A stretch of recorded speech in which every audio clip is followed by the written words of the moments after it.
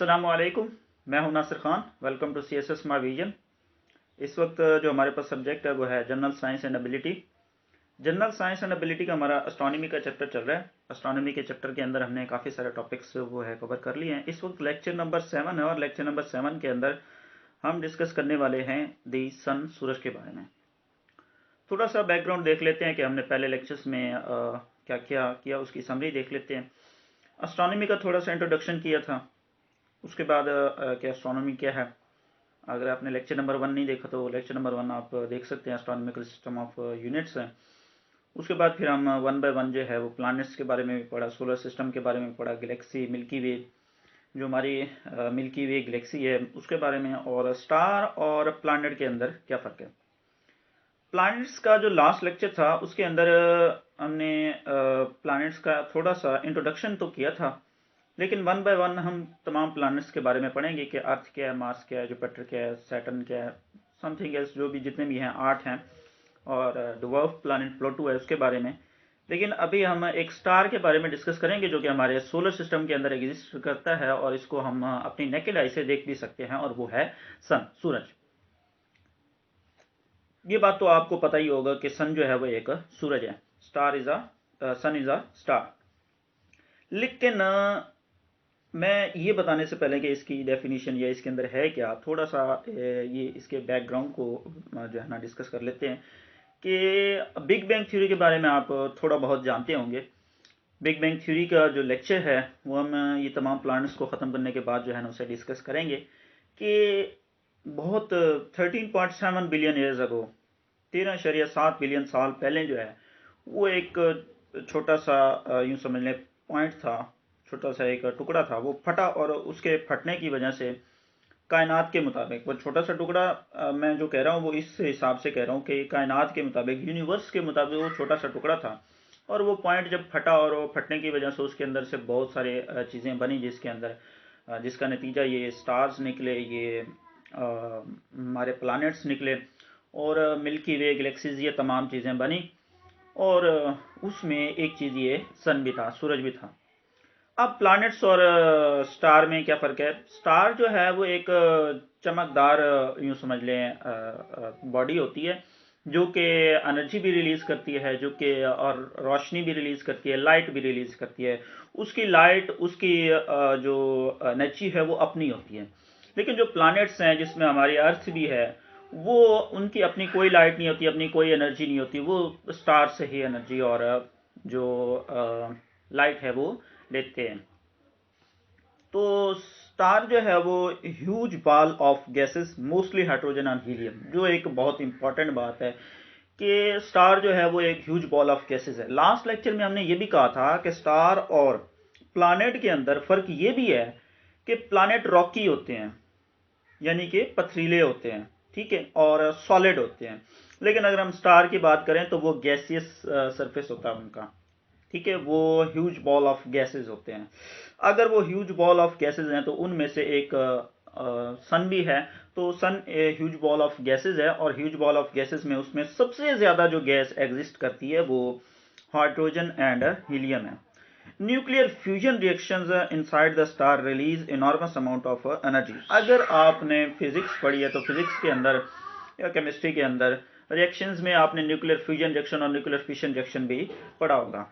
Nuclear fusion के दौरान जो है वो सूरज जो है वो बहुत ज़्यादा एनर्जी रिलीज करता है, और वो एनर्जी हमें भी महसूस होती है, क्योंकि सूरज जो है जो एनर्जी रिलीज करता है उसमें लाइट एनर्जी भी है, उसमें हीट एनर्जी भी है। हीट एनर्जी हम महसूस करते हैं जब सूरज सामने होता है, तो उसकी जो तपिश, जो उसकी धूप है हम पर पड़ती है तो हम हीट महसूस करते हैं। और उसके बाद एक बहुत बड़ी मिसाल फोटोसिंथेसिस, पौधे जो अपनी खुराक तैयार करते हैं वो फोटोसिंथेसिस के ज़रिए करते हैं, और वो सूरज की लाइट के ज़रिए ही करते हैं, ठीक है।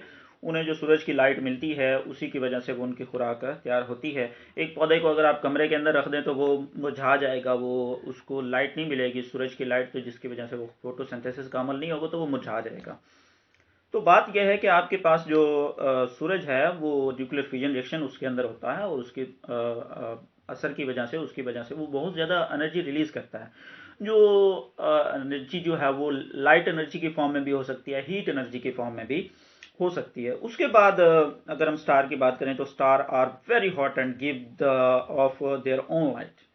अब ये बात मैं पहले भी आपको बता चुका हूं कि स्टार और प्लैनेट में यही बहुत बड़ा फर्क है कि प्लैनेट की अपनी कोई लाइट नहीं होती, लेकिन स्टार की अपनी ही लाइट होती है। वो अपनी ही लाइट को प्रोड्यूस करता है और रिलीज करता है, और बहुत ज़्यादा हॉट होते हैं। देखें, अगर मैं जब प्लैनेट्स की हम सीरीज स्टार्ट करेंगे तो जो स्टार है उसके करीब 3 वीनस और मरकरी, वीनस और मरकरी सूरज के करीब 3 प्लैनेट्स हैं, और उनके ऊपर बहुत ज़्यादा टेम्परेचर है। इतना ज़्यादा टेम्परेचर कि अगर हम उन पर लाइफ एग्जिस्ट नहीं करती। लाइफ एग्जिस्ट इसलिए नहीं करती कि हम उसके ऊपर चले जाएं तो हम जलकर राख हो जाएंगे।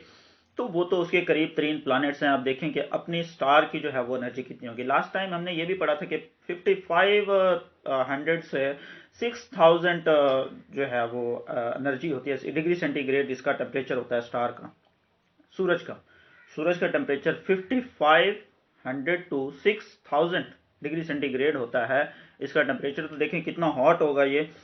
तो this is why we can see the sun during the day. यही वजह है कि हम दिन को भी सूरज को देख सकते हैं, क्योंकि इसकी एनर्जी जो है वो बहुत ज़्यादा होती है और वो लाइट की फॉर्म में वो जो है रिलीज करता है। जब लाइट की फॉर्म में रिलीज करता है तो इतनी ज़्यादा लाइट की वजह से वो जो है नेकेड आई से दिखाई भी देता है। That and distant stars in the night sky, और बहुत सारे ऐसे स्टार्स जो हम रात को भी देखते हैं। अब जैसे रात को जो हम सितारे देखते हैं, जो स्टार्स देखते हैं, उसी तरीके से हमारा जो सूरज है वो भी एक स्टार है।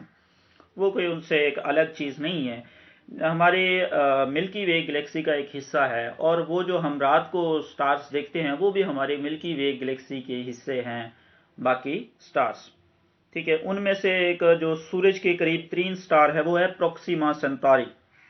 प्रोक्सिमा सेंटारी जो है उसका डिफरेंस वो बताता है तकरीबन ये 40 ट्रिलियन किलोमीटर दूर है, सूरज से 40 ट्रिलियन किलोमीटर दूर है ये प्रोक्सिमा सेंटारी, जो सूरज के करीब 3 स्टार है।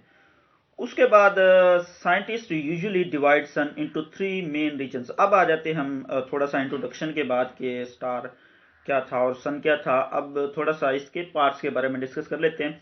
साइंसदान जो है इसको 3 हिस्सों में, 3 पार्ट्स में, 3 रीजन्स में तकसीम करते हैं। उनमें से पहला है सन्स इंटीरियर, सन का अंदरूनी हिस्सा।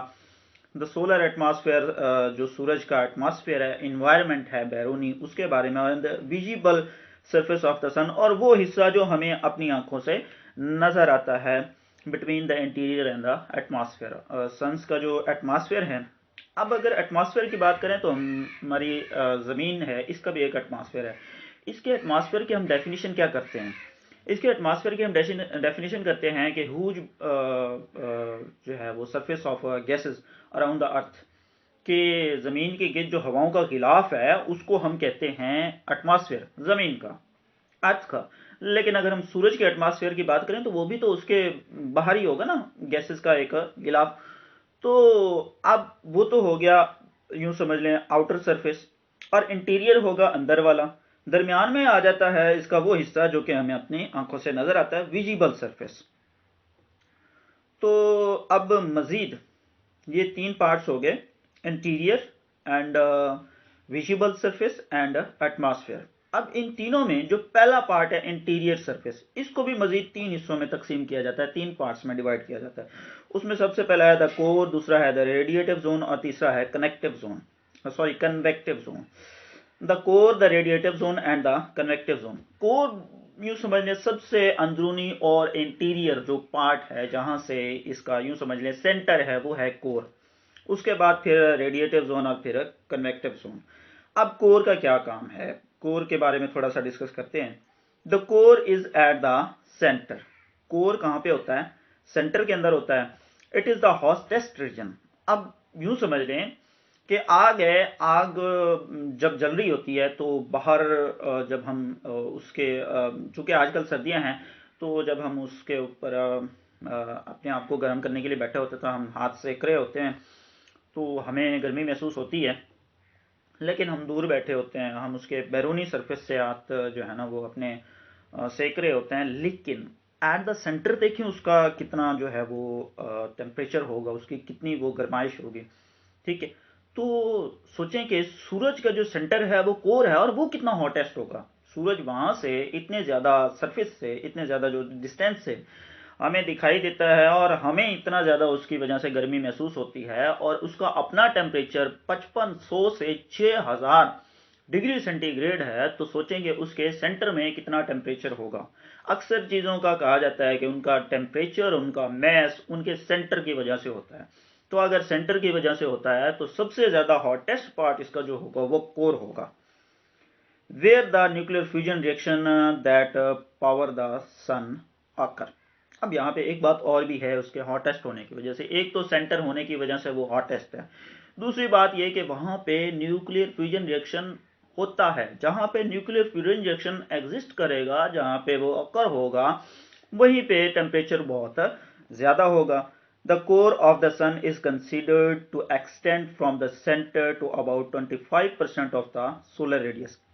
सूरज का जो रेडियस है, क्योंकि हमें जो दिखाई देता है सूरज वो गोल है, अगर वो गोल है तो उसको कोई ना कोई सेंटर से सरकमफेरेंस तक कोई ना कोई रेडियस होगा। तो सूरज का जो रेडियस है, उसके रेडियस का जो 25% है वो कोर है। चारों तरफ अगर हम लें तो 25% जो है वो पाया जाता है कोर, और it has a density of about 150 times the density of the water. पानी की जो डेंसिटी है, ठीक है, उससे 150 गुना ज्यादा इसके डेंसिटी, कोर की डेंसिटी पानी की डेंसिटी से 150 गुना ज्यादा है। उसके बाद the core is only section of the sun that produces heat through fusion. Core सिर्फ एक ऐसा सेक्शन है जिसके अंदर न्यूक्लियर फ्यूजन रिएक्शन होता है और वो हीट प्रोड्यूस करता है। The temperature is 15 million degree Celsius. इसका जो टेम्परेचर है वो 15 मिलियन डिग्री सेंटीग्रेड या डिग्री सेल्सियस है। बाकी जो इसका रेडिएटिव जोन और कन्वेक्टिव जोन है उसको फिर हम आने वाले नेक्स्ट लेक्चर में देखेंगे। Wish you best of luck. I hope कि आपको लेक्चर अच्छा लगा होगा। अल्लाह हाफिज़।